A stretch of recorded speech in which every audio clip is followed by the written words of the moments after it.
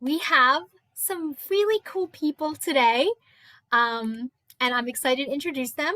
I also would like to thank Supernus for supporting this series because Young Onset need to have a seat at the table, and I'm really glad that they're highlighting this. That let's bring the Young Onset folks to the table.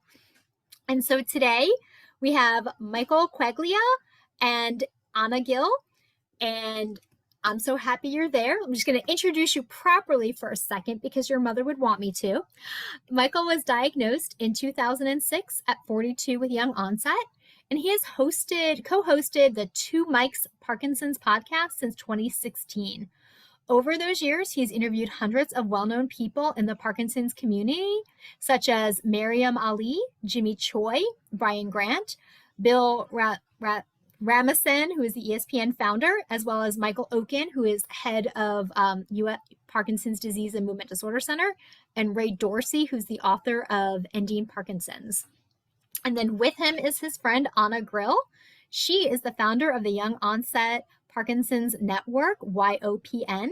She was on the fast track as a sales executive at a Fortune 200 company and the youngest and only female on the executive team when she was diagnosed with young onset Parkinson's in 2007 at the age of 38. At the time, she was living her best life, excelling in her career while successfully balancing the roles of wife and mother to two girls who at the time were 9 and 7 years old. She was leading a division of 110 associates, traveling from South Carolina to Delaware, all while serving as an active volunteer in her community. She worked for over 10 more years in her full-time career without disclosing her illness to workers, family, and friends. Thank you both for being here today. We're so glad that you're here and sharing yourselves with us. So thank you for that. Happy to be here. Thank you. Thank you. Aiden, can I just correct something? Please. I'm now part of the YOPN podcast. It was originally Two Mikes, but it's now YOPN podcast. Connected with Dan about 2 years ago. Thank you for He's my clarifying chief podcast officer. So I was glad he decided to step in and say that. I was chomping at the bit to mention that too. So I saw your yeah, face, I could tell. we have a great podcast that Mike oversees. So it's Living Well Starts Here, Young Onset Parkinson's Network. If you want to find it out there, they have a lot of great shows. So I do want to dive right in. And Michael, before you were diagnosed, you were working in sales and you quickly moved up the ladder, and then you get this diagnosis at age 42, which is kind of the peak of your career. So can you share a little bit about your experience, like with the diagnosis? You know, what even made you kind of say I should go see a doctor? But I mean, like what happened? You're young and then this happens. How'd you deal? I initially found out that my pinky was twitching a little bit. Seemed a little odd to me at the time. So I was playing cards in front of them. I went to reach for the pot. My hand started shaking. Left shoulder was stiff. And it felt funky when I tried to wash my hair with my left hand. And yes, I was in shock. So I went for the diagnosis. And I was absolutely in shock. Couldn't grasp what was happening. I told everybody about my diagnosis, my family, the owners of the company. I had a great relationship with everyone. Mm-hmm. And why did I tell everyone? It just felt like the right thing to do. So you were really upfront with it. Yes. okay. But Anna, you were not. You were VP in a corporate world, and you were kind of like, I'm not going to share it. Yeah, it was crazy. I just felt like I had so many boxes around me already, being the youngest and only female on my leadership team, and I was like, I don't want another box being the disabled woman leader who's young. So I just didn't feel, I was afraid to, because I was the main earner in my family. My husband was and is still a high school teacher, and we had 2 young kids, and we had our whole life built around that model, and I was scared about, what would happen if and when I disclosed. So probably waited too long, but hindsight's 2020. So, that's what happens. everyone, it's a very individual choice, I think. And I think it's a shame, but there's still this air of, I think, shame around Parkinson's for some reason. That people don't want to admit they have it, which is unfortunate. And we're trying to help change that with awareness and whatnot. So then, Michael, after you told people what, I have this diagnosis, you were kind of just then pushing through. It's almost like, I don't have this, like I'm telling you I have it, but I'm acting like I don't have it. Is that about kind of how you were dealing with it? Like, I'm pushing through because I have to. What was that like? I've always been the kind of person that pushed through everything I've tried to do. Mm-hmm. And as mentioned, I told everybody that I thought, oh, no. I pushed through like nothing happened to me. Mm-hmm. Then about 3 years later, I was promoted to sales manager. As manager, I did increase sales by 1.5 million to 3 million a quarter. So I started off well with the job.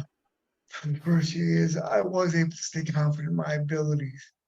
After that, that's when the non-motor symptoms stuck in on me, and I had a lot of trouble with those.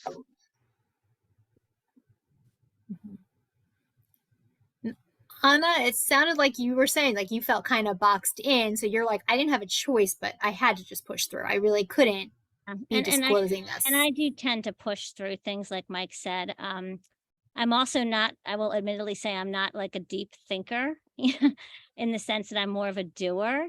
So I didn't allow myself to really sit back and think much about it. And I think that's to this day a benefit for me having this disease, because if you think about it, it can really bring you down. So I just kind of operate and continue to operate, and I just don't stop. And I just go and I take care of myself for sure, but I don't spend a lot of time ruminating over the fact that I have Parkinson's. I just live my life. And that's kind of what I did then. I kind of put it up on a shelf as far as it being part of my being. I obviously had good medication and care, and probably didn't exercise as much as I could have, should have. I mean, any working parent of a 9 and 7-year-old have a hard time finding time for that, let alone one who's managing a chronic illness, right? So that didn't happen so much until after I stopped work. But yeah, I almost think it's a benefit to just not. I mean, there's not a whole lot to do about it. You're in good care. Your doctor tells you what to do, and live your life. There's nothing else, control the controllables. You can't control this. Well, you can, obviously, with how you live, your lifestyle, but beyond that, there's no benefit to just thinking about it in my mind. So might be sound like a simpleton, but that's pretty much how I operate. You're not a simpleton, Anna. You are not a simpleton.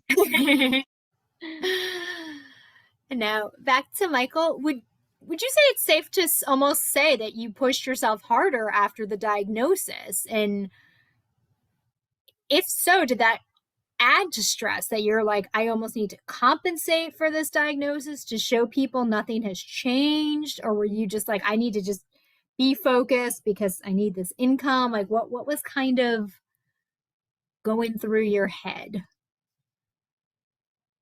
I was the breadwinner of the family. My wife she was known as a para professional, helping disabled kids in the school system.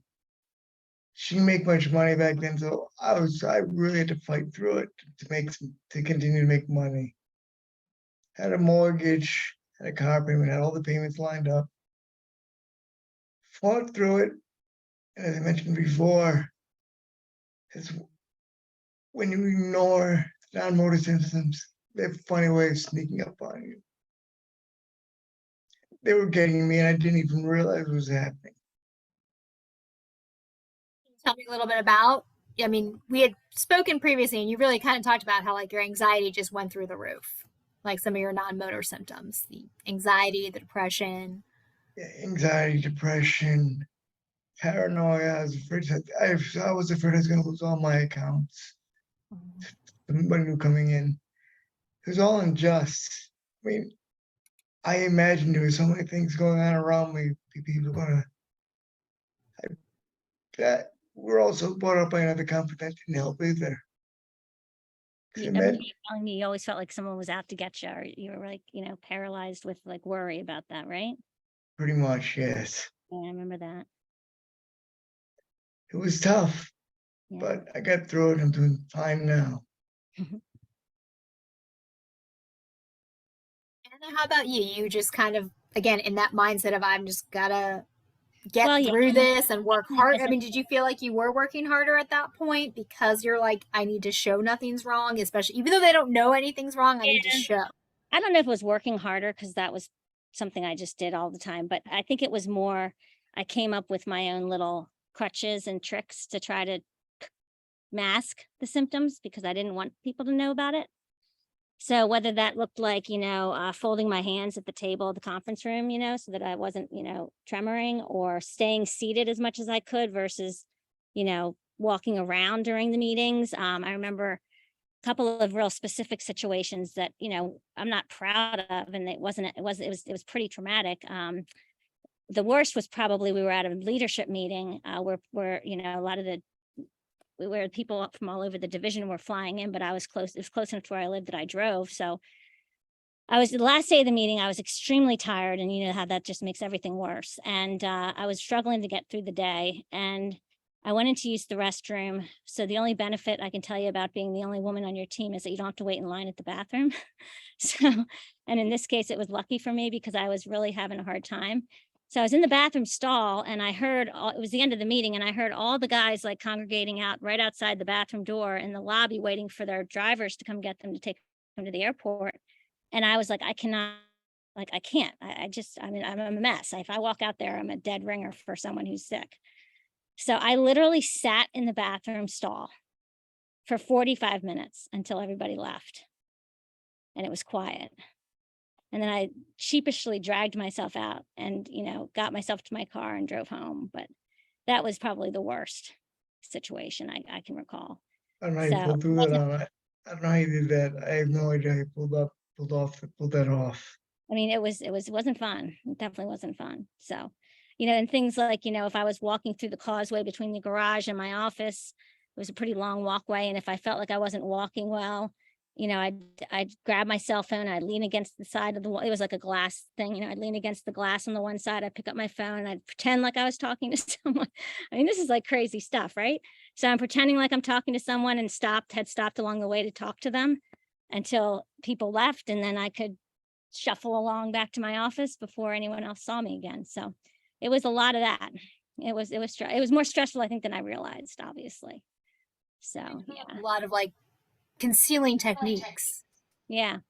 And I know at the end, I mean, I certainly had I think I had enough symptoms by the end that I think everyone knew something was up, but for whatever reason in my mind, I felt like it was better that it didn't have a name, let alone have the name Parkinson's, that I just figured I'll let them, it's none of their business. If someone asks me, we'll talk about it, but I think everybody just had a lot of respect for me and knew that something was up. And if I wanted to tell them that I would, and, I didn't until I literally gave notice and went on disability. So I can't say it was the right thing to do, but I do think I got a few promotions during that time that I probably wouldn't have gotten had I disclosed. So I guess it's every person's choice. I mean, there's ADA, but there's also the real world. So, you got to keep your eye out for yourself. You're number one at that point. So, yeah. Michael, you had talked about some of the anxiety and depression. How did you deal with the diagnosis emotionally? And how did that impact you on a day-to-day basis when you're showing up for work, when you're trying to be there for family? I mean, you mentioned you're better now. How has that worked? How have you dealt with it, and how have you improved? How to deal with it? Not too good at first. As I said, I tried to ignore it and push through work and keep producing sales. So I was a headhunter for it. We had a very stringent system to follow. Mm-hmm. And I sold in the Boston market. It was very competitive. So the first 5 years, I could handle it fine. After that, it got tough. That's when I started having dyskinesia. Anxiety, depression kicked in. That was really hard to get through. I don't know how I got through it. I used to sleep 3 hours a night. For about 10 years, I did that, and I don't know how I got through. I got through out of sheer will, and ability to survive. That's how you have to fight through it. because losing sleep, if you take a look at sleep and compared to Parkinson, sleep deprivation, Parkinson, similar symptoms. It can really mess your thought process up if you go through sleep deprivation for that long. There's But a I reason suppose sleep deprivation is a form of torture. I can see that. I can see why. Sleep is so important. I've gotten in a bad rut with that too. And, with me, it's like, I don't know if some of this stuff is it just getting older? Is it menopause? Is it Parkinson's? I have no idea, but it's probably everything above. And, the sleeping thing I was getting in a bad rut of getting up at 3 a.m. and not going back to bed. And that just does not work. So I discovered extended release melatonin, which I never knew existed until recently.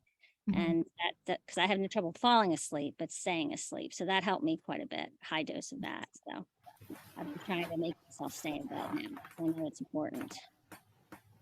And did you experience, because you didn't talk about that, like when you were coping, but were you experiencing anxiety or depression, any of those non-motor symptoms that can be with Parkinson's? Oh yeah. And I had my little stash of Ativan or whatever, lorazepam, I think is the generic name that I popped before I had to publicly speak. My doctor set me up with some of that. So that let me just kind of go, and then I always, whenever we had big sales conferences, everyone would, all the guys, like the leaders, they would walk around the big stage and do the TED Talk, cool shuffle along, walking back and forth. And I was like, no, I'll have a podium, please. So I just kind of stuck behind the podium and did my shaking and whatnot, got through it that way. But so yeah, I definitely had anxiety. I tried to find ways to get, just whether through medical or just through my own devices, just both tried to just put myself in situations where I could, still be, hang with the rest of them, I guess to say. And yeah, so You have to grind through, don't you? You have to grind through it and focus back what you can do. It really is. So, I think it's just you really have to have a strong fortitude and a strong attitude about it. You just have to know that, I live with, by the philosophy of gratitude. I tend to be very grateful for what I have. And I just remind myself that there's a lot of people out there that have worse situations than I have. And, there's no, sure, I have a pity party for myself. I just had one yesterday morning because my knee I just had knee replacement surgery. It's not coming along as fast as I'd like it to. I can't get back to boxing yet. So I was in my sunroom crying away in the morning, and I was like, you know what, this isn't helping. So, I just got myself up, and that's important to allow yourself to have that flexibility. But, you have to make a decision with this disease. You're either going to live with it or you're going to die with it, and I choose to live. And I've seen so many people who don't decide that, and I see their physicality going downhill as quickly as I see their attitude change. I mean, it's unbelievable how connected it seems to be. And I don't know if medically that's the case, but sure as heck seems to be consistent from what I can tell. I agree, Anna. I've seen people that stopped, they gave up, especially during 2020, during COVID year. They gave up, and a lot of them ended up dying because they gave up. The disease took over. It's amazing how seemingly fast that can happen. So, just find your, I think it's really important too, to continue to find a purpose, right? It may not be the purpose that you thought you'd have. Like for me, I thought I could be CEO one day at one point. That wasn't the case, but I now was able to direct my talents and my abilities to starting up Young Onset Parkinson's Network. And, we have close to 1,000 members now. We're in 46 US states and 23 international countries. And, we're making a difference for people, and we're providing them that hope and that positivity of resources and relative, tools and things to get along that we all need. We don't need to see, images of elderly people and, assistive devices. And that very well maybe our end, but it's not now. So why should we live there now? Right. So whatever your purpose is, whatever your talents are, like find a way to use them in a different capacity, because every one of us has something to give. And, it's just a matter of remembering that and finding ways to leverage that. It might not be your career that you thought you were going to have, you know? We just lost Michael. So I am like, okay, I think he just got, maybe his connection went wrong. Maybe, yeah. I did have, though, somebody asked a question. Sure. She said that her cognition, and I'm sure it's the same thing, is really important at work, leading organizations. So she's not as concerned about people seeing her walking, tremors, etc., but she's very concerned about how she's not operating at the same cognitive capacity. And then, of course, there's the fatigue. Yeah. Do you have any thoughts about that? Any tips or? Well, I would say try to get yourself, and I think that there's a lot of great, I mean, how should I phrase this? I always say if COVID had happened like 4 years earlier, I probably could have extended my work life a lot longer, because a lot of my stress was driving the DC Beltway back and forth every day, driving to clients' offices, taking elevators up and down, multiple floors and having to get on and off, and walking around conference rooms and all these things now that most businesses you don't have to deal with these days, right? If I could I'm sitting here now talking to you, and hopefully I'm not showing a lot of symptoms, So, I mean, I could function, a lot better in this environment if it had happened sooner. But anyway, needless to say, I guess I say that because just consider that if you are still working, that there's a lot that if your job allows for it, put yourself in situations and find opportunities to make yourself comfortable so that you're not so stressed and urgent all the time, and that you can think clearly and take the time that you need to shut your door. And I tell you what, breathing is so huge. And I'm just really getting into this myself a bit, like mindfulness, and just in the middle of the day, like lunch hour, I have the Calm app. I love it. You can put on like 5-minute meditations. You can have breathing exercises, all kinds of things on that thing. And, just breathe. It makes such a difference if you just take like 5 deep breaths really slowly, and all of a sudden you're calm and you feel better, and maybe you don't have to take so many of those pills and things to do it. So that I would just say, try to set yourself up for success in the job that you're in, and put yourself in environments that you can succeed in, and take a lot of notes, because if I don't write something down anymore, it doesn't happen. So and sometimes even when I do, it doesn't happen. So give yourself that grace and that leeway. So you have to take a lot of notes as I've gotten older, because I say my memory is not what it used to be, and exactly. I miss it. Because I used to be really sharp. Yeah, I mean, and that's the thing. Like as we get older, I'm 50. I'll be 54 now, and a lot of my girlfriends are experiencing, and guy friends, they're experiencing their own issues right now. You start realizing like, this isn't the only issue that people have, and a lot of people have a lot of issues. So it's just how everybody chooses to deal with them. And this isn't going to kill you. So you better make life good while you have it, because, it's the only life we have. So that's kind of my mantra. Both you, Michael's back.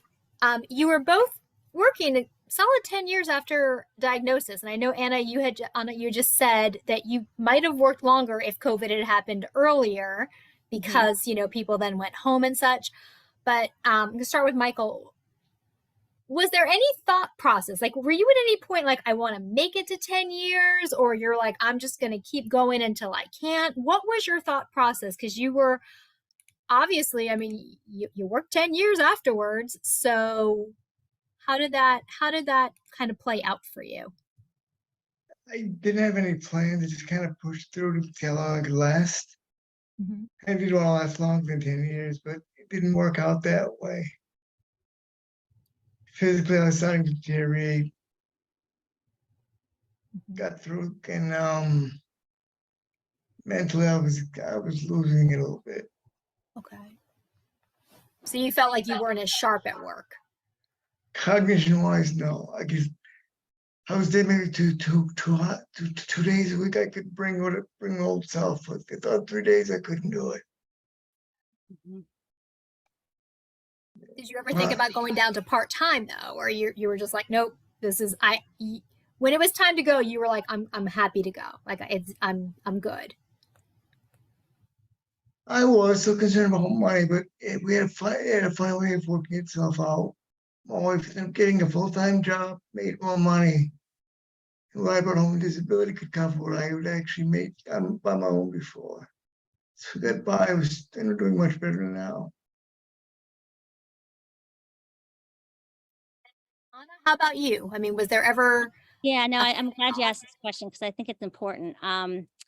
It's very important, and I'll say this to those out there that are still working with it. Plan your exit.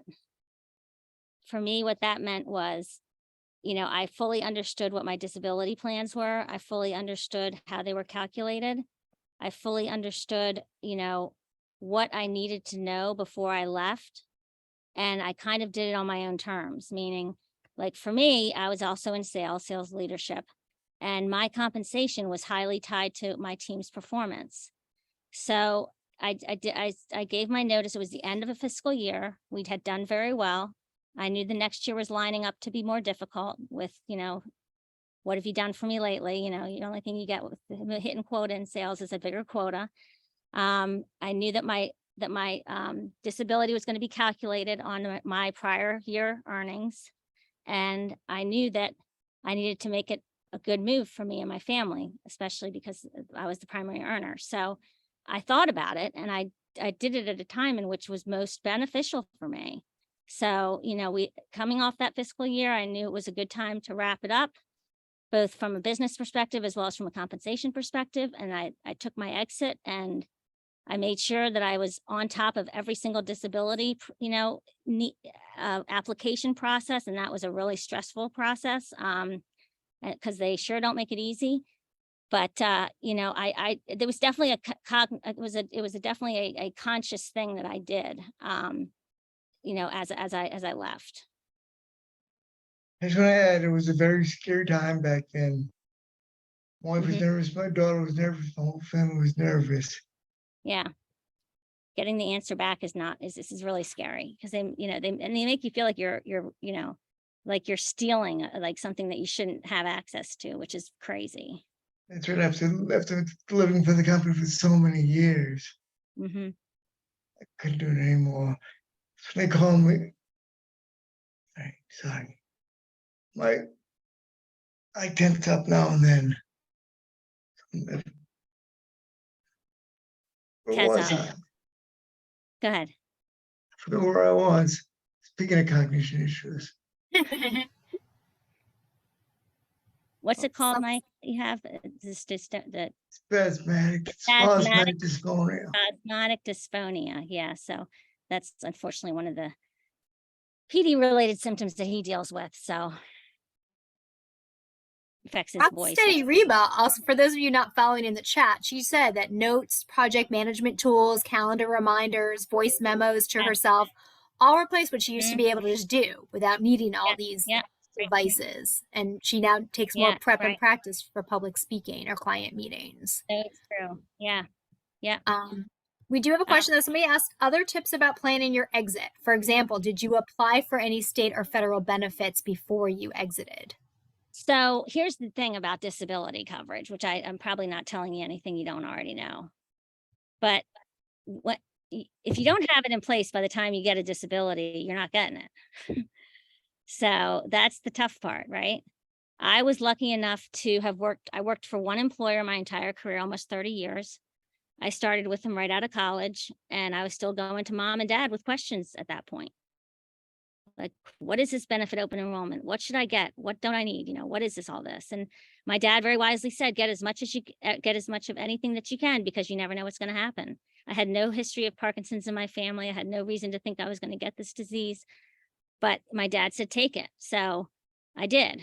And I don't know how to, that's the hardest part when I talk to folks like this, because the audiences that I talk to typically always already have Parkinson's.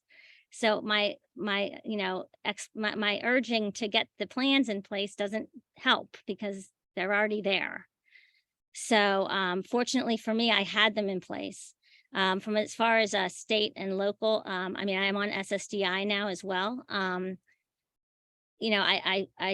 almost feel guilty though, because so many of my friends, all they have is SSDI because they didn't kick out in coverages before. And that's not a great place to be from a financial perspective. I think the maximum that they give out now is $3,000 a month based on your prior earnings. Anna, Yeah, do you have the insurance kicker? Does your I have. insurance cover long-term disability in addition to SSID? Yeah, I have 2 plans actually. Yeah. Should you have that on your own? Do you have to the company? They were both through the company. Same Yeah. here. Yeah.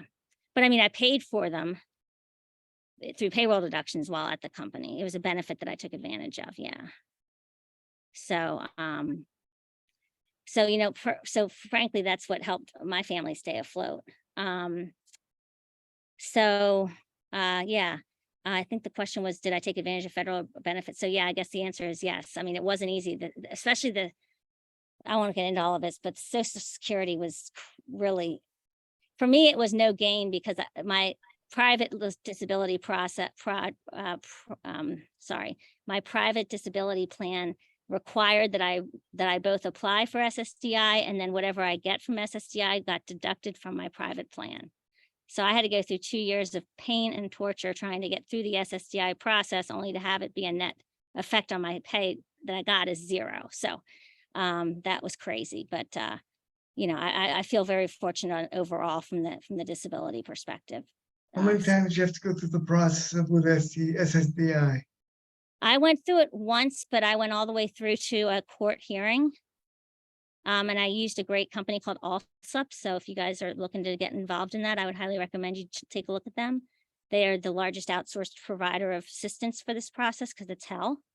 And they'll go all the way to representing you at your, you know, whatever, not trial, it's a hearing, I guess.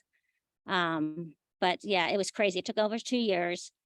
And it ended up in a hearing in DC on a cold November morning where they were doing construction at the office. They wouldn't let me in the lobby until it opened, and I got there extra early so I wouldn't be late. So I ended up sitting on a cold metal bench for like an hour, which actually was to my benefit once I got into the hearing room because I was shaking like a leaf and frozen as could be. So the judge took one look at me and he said, "Are you always like this?" And I said, "Not just when I'm off, which is about half the time." And he's like, "Why are we even here?" Like, so it was a easy process at that point. But yeah, it's no, I don't want to paint the picture horribly, but it is a horrible process. So, you know, but if you have someone to help you through it, like Allsup, it's a lot better. So I mean, Spell that. Offset. ALLSUP. It's kind of an odd name. It's out of St. Louis, but they're a big company. I use the advocated group where I am. Okay. An advocator group. The advocated group, yeah. Okay. Where are you? Out near I'm south of Boston. South Boston. Okay, so Massachusetts. Okay. Kelly's gonna put these links in the chat because she's wonderful like that. How many times did you have to apply, Michael? Did you just also go through the SSDI process once? No, I went through it 3 times actually. Wow. First time I was rejected because I could lift more than 10 pounds, something silly like that. That's ridiculous. Second time I was rejected too, for same reasons. Then third time though, I think I got through it because my doctor wrote a note to them explaining Parkinson's. And it loaded up for the face-to-face meeting. And like Anna said, I was also off that day too, so it worked out. So I guess what you're saying is when you're asking how many times did you go through it, Mike, it's not really like I went through it one time, but I had, you know, I think they, from what I understand, they will deny you the first try just for sport. Yeah. Like they just deny everybody, right? So then the second time, I mean, I went through like 4 or 5 appeals, so I don't know if I answered that correctly when I said one time, but ultimately that process was one process that finally finished after like 2 years. But again, all that time and energy and work, and it didn't financially help me, but at least I kept otherwise my other plan would have kicked me off if I didn't do it. So I apologize for my internet being a little wonky today. I don't know what's going on with it here. It's okay. You're still with us. I don't know if he is now, but lost him again. I'm not sure. Because we got a good question that I want to ask you both. I see it. I'm waiting for it. How did you transition in your marriages from feeling like a breadwinner to a bread user? Which I'm like, I like that. I don't think that's how did we transition. Like I'm still transitioning. I don't know if it's ever going to stop. So for us, it's for me, it's pretty hard. because I have never been like it's kind of funny in a lot of ways. My husband and I almost have reverse roles as to what most marriages are, in the sense that I'm not very detail oriented. Like, I don't notice that there's crumbs on the counter. I don't necessarily need to have everything perfect all the time. And he's the opposite, right? So before, when I was working and traveling and everything like that, it worked out fine because he knew that was like, he had to take care of that stuff because I wasn't around. And now it's the opposite. And somehow things don't get done like they used to with the person that's not working as much. So that continues to be a challenge. I don't know if it'll ever fix, but luckily I have a very loyal husband who's we're figuring it out, but it's not easy for sure. So I think it's harder. I tell him all the time, I think it's harder to be the care partner than the person with the disease, almost always, because he has to watch it, and deal with the fact that I don't get shit done. So yeah. So that's my answer. That's probably my hardest. That's probably my hardest and most upsetting part of the disease, I would say, is the whole marriage. Like you're not pulling, like, just you recognize that you are pulling your weight, or you just feel like, I feel a little. It's just hard to be patient, and not that I'm a patient by any means, but I mean, there's things that I need help with now. And I think it's hard, for both of us to kind of keep that husband-wife connection, versus, helper and needing help. So it's difficult. I'm not a good person to like consult on that, because I don't know what to do yet, but but I appreciate the honesty that you're like, I'm still transitioning. It's not like I just sank right into the role and everything was fine. This is a work in progress. Yeah, and I'm doing a lot of work with my foundation now, which I don't think really gets included in the equation much, because that's not for pay. You know what I mean? So, that's a whole nother realm of discussions. So yeah. Michael, the question was about, how have you made the transition between breadwinner to theoretically bread user? How has that gone for you? Bread user? Oh, see, my wife used me for years. I'm kidding. But I enjoy it because my wife is finding purpose in her life now too. We had troubles up until I think it's a big difference when I don't mean to be I don't mean to be gender sexist or anything here, but I do think it's a big difference for a guy to be the caregiver versus a woman. I do think in most cases, I don't want to generalize anything, but I think in most cases, women generally are naturally better care partners and have more patience with it, I think. If you think about general gender roles. So, and I've noticed of the friends I have, the guys who have the disease, the women are very involved in all the events and all the activities. And the women that have the disease, I mean, even if they have partners, they're generally not so present and I don't mean, again, if I'm offending anyone by that, I apologize, but that's just my experience. I'm offended, Anna. What's that, Michael? I'm offended. You're offended? Oh, well, I don't care if I offend you, but we're good friends. It doesn't matter. But everybody else, I apologize if that was offensive. One question I have, how did you know each other before Parkinson's? Because you clearly are supportive of each other. Like, how did you two meet? How did we meet? I don't remember. I think you called me up one day and said, hey, I got a podcast. That's right. Yeah, remember? Ellen booked and connected you with you. Okay. All right. Great. Yeah. So Then I had you on the podcast, and it was a popular podcast date. And she had over 2,000 downloads for her own show. And we got along great then. And I brought up to her, I said, I'm not competitive at all. I told her, I said, how about I take the podcast over to you guys from YOPN Network and be part of your network so we can grow this whole network together. Perfect. Yep. Yeah. Friends ever since. He became my CPO, and I even got him business cards, my chief podcast officer. I love the support and the love and the humor that I'm seeing between you two, because really that's, you know, I know Roger, who's here, will tell you that Parkinson's has been a blessing for him because it's given him this community that you might not otherwise have. The I community's can amazing. just, It I really just want is. to, I just want to say, I wish I never met you guys, but now that I have Parkinson, I'm glad I did. If it wasn't for Parkinson, I wouldn't have met any of you guys. Yeah.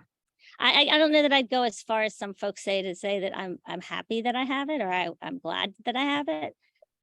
Because I love everyone I've met, but I mean, like I said, you heard me talk just a moment ago about some of the difficulties. So, you know, I think that it's difficult for me to say be one of those folks, but you know, I got to say that there's certainly a lot of positives. It's not all negative. You know, there's the community's fantastic. It really is. Asked, what he stated was that he's kind of started to learn viewing Parkinson's as a journey of retraining. So, like when his foot dragged and he was bending over, he had trouble brushing his teeth. He approached these as things his body needs to relearn and Right. work on retraining his brain. And that helped with some of the cognitive and mood issues too. And he's wondering if anybody else had kind of a similar experience. Did either of you have that experience where you kind of had to retrain yourself or relearn something? Mike, you want Hell to go yeah. first? Hell yeah. I had to retrain myself how to tie my shoe, for God's sakes, at one point, because my left hand wasn't working. Had to retrain running. I'm not trying to run again because 2019, I did the Boston Marathon and I can't run like I used to now. So I'm trying to retrain myself with running, sprinting, just Yeah. to get moving again.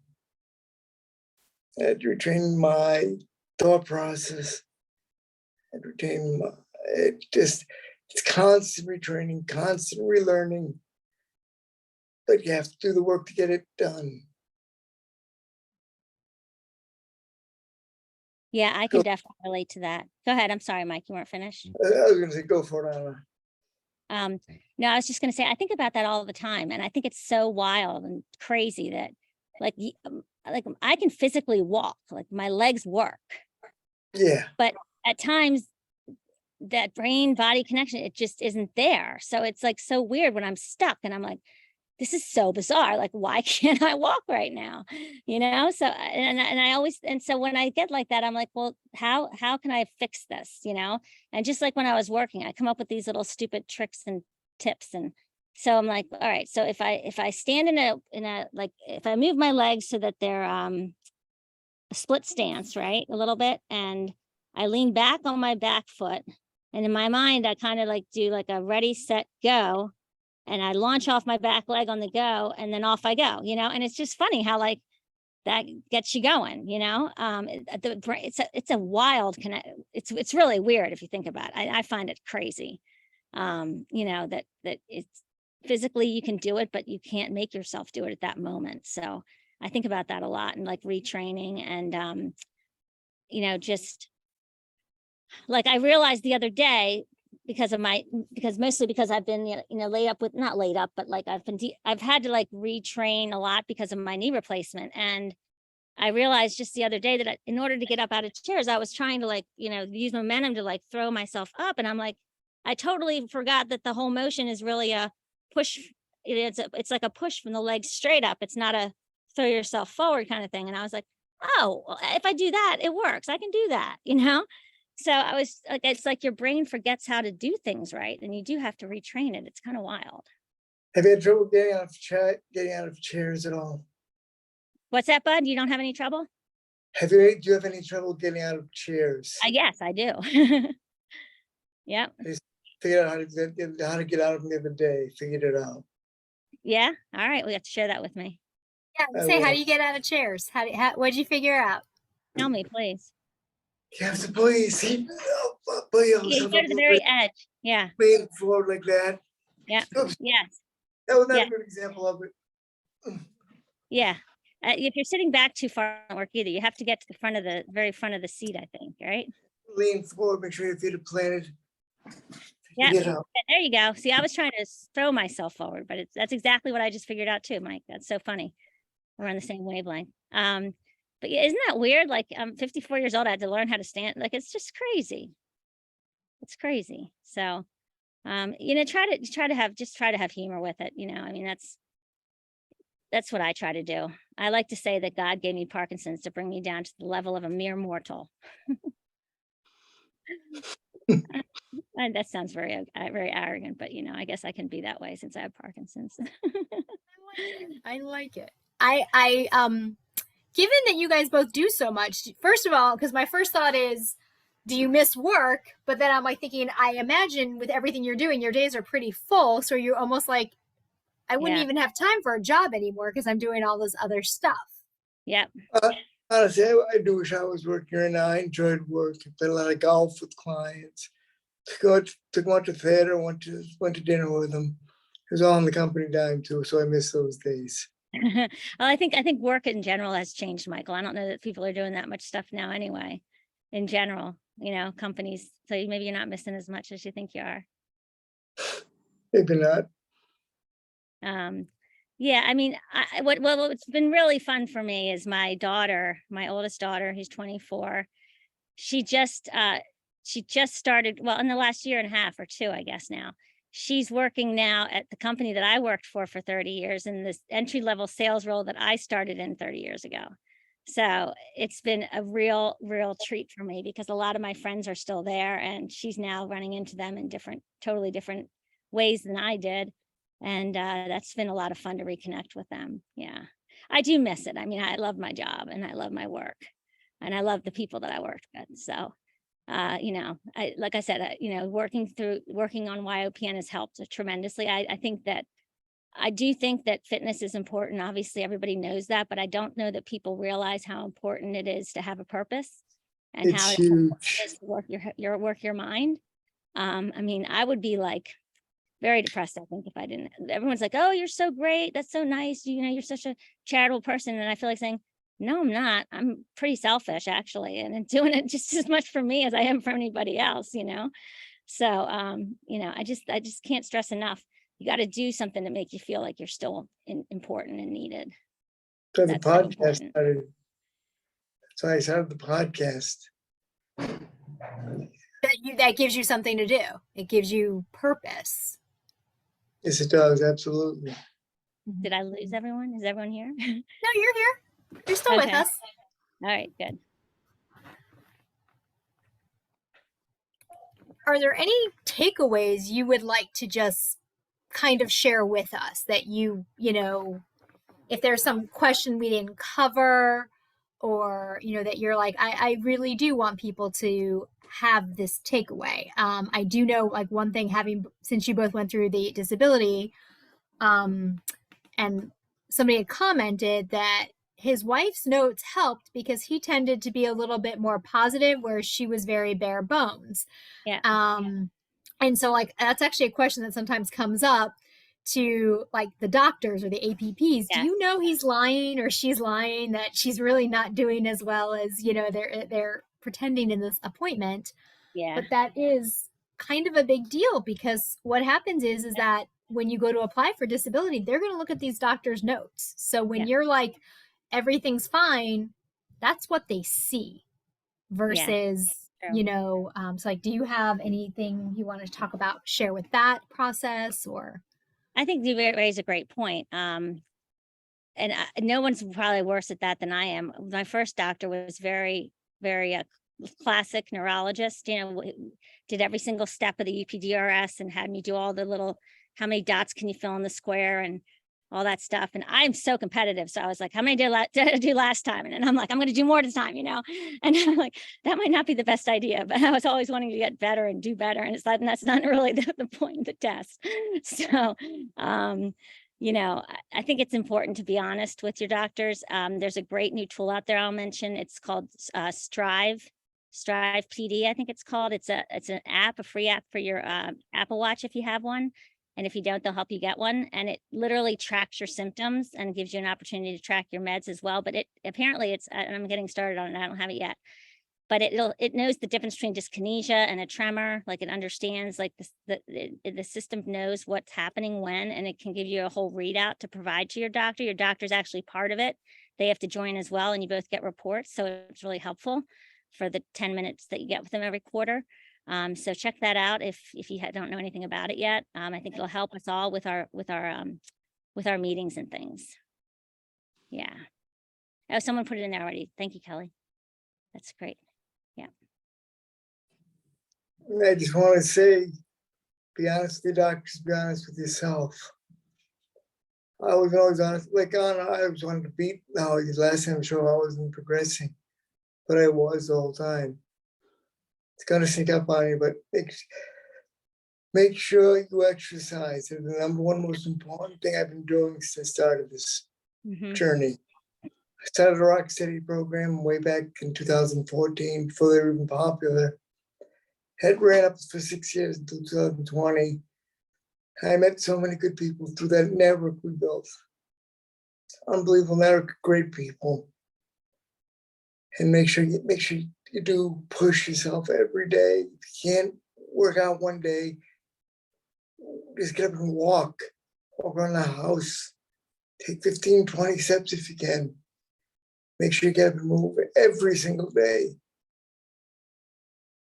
And make sure you stay connected to stay connected socially, stay connected with your pre-PD friends, stay connected with your post-PD friends. I've heard, people say that like some friends get a little weird and, not everybody sticks around with you, and that's okay. Don't waste your time on the haters, move on, find more lovers. And there's a lot of us out there. So stay connected. Do not isolate yourself. That's going to take you downhill. Stay out there, be yourself. Parkinson's does not define you. You really define what experience you're going to have with it. So, just throw caution to the wind and make the most. Just live your life. Take your meds, live your life, and see what happens. I mean, there's nothing else that you can really do. So make it as good as you can. That's when I'd be leery of the chat rooms too, because they used to depress me when I went in there. Oh yeah, watch yourself on the internet. Stay aligned to reputable sites like PMD Alliance, like Parkinson's Foundation, like YOP Network, any of the young ones. If you've been, I have to do a plug. So if you've been diagnosed at the age of 55 or younger, it doesn't matter how old you are now, you all are eligible to join. You and your care partners are eligible to join for free. Young Onset Parkinson's Network. We're at YOPnetwork.org. We meet twice a month. We have great speakers. We have oh gosh, now I'm going to forget his name. Paralympian rower speaking next Tuesday night. Todd, thank you, Todd Voigt. You're always there to catch me.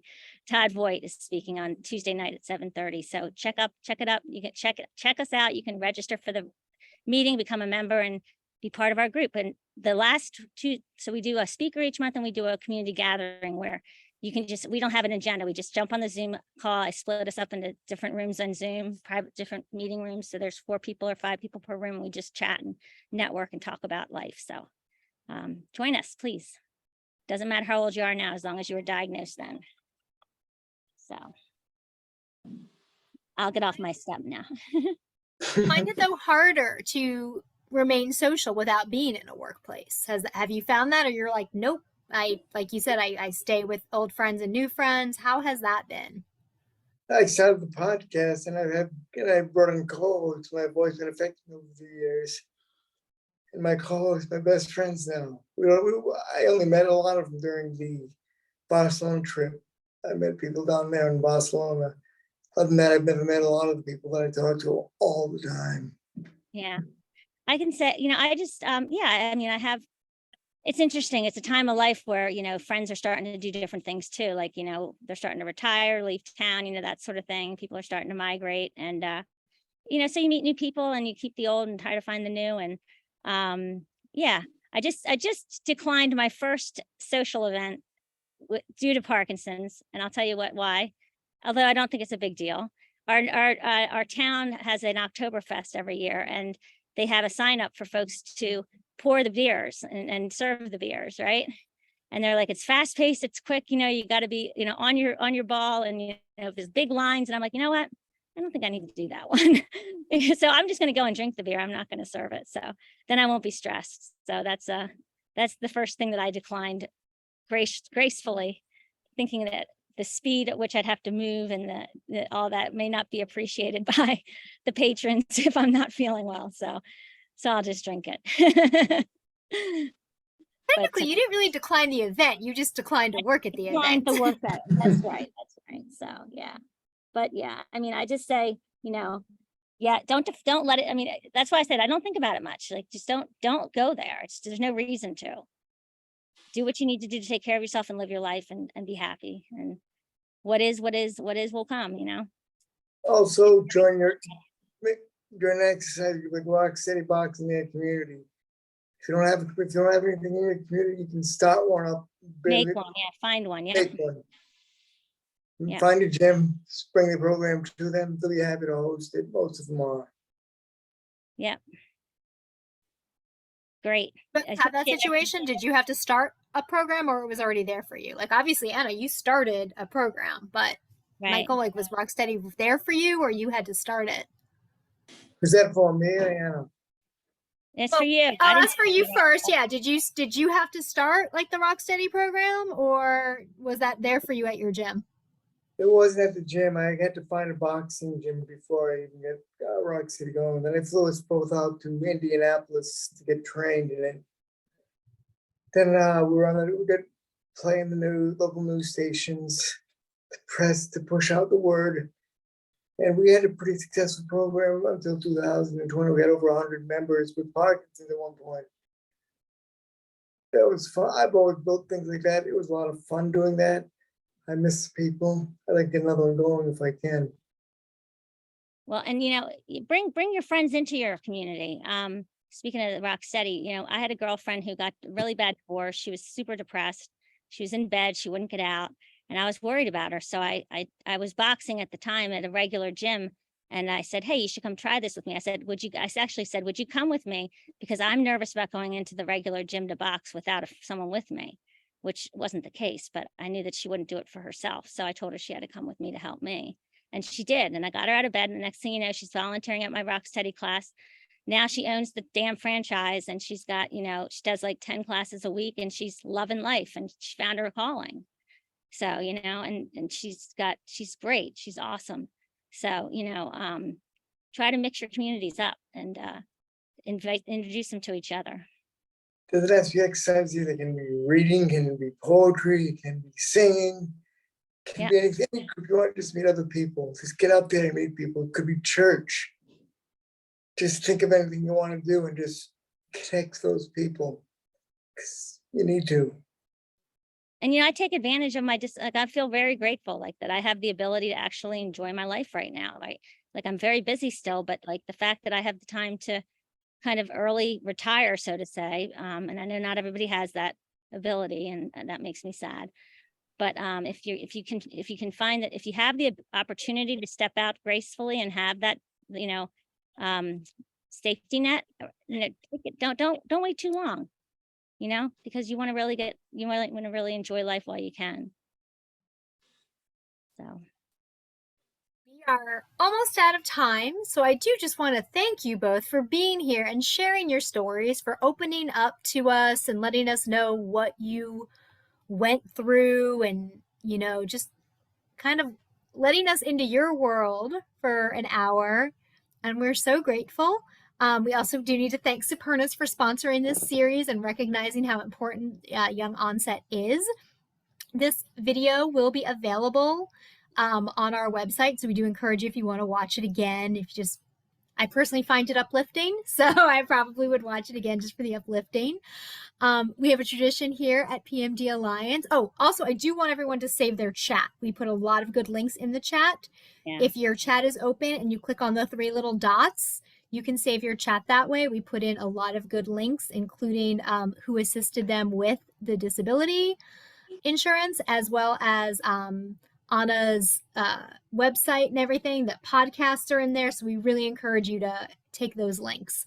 We have a tradition here at PMD Alliance, our wave of gratitude. Thank you so much for sharing with us today and being here today. Thank you for having us.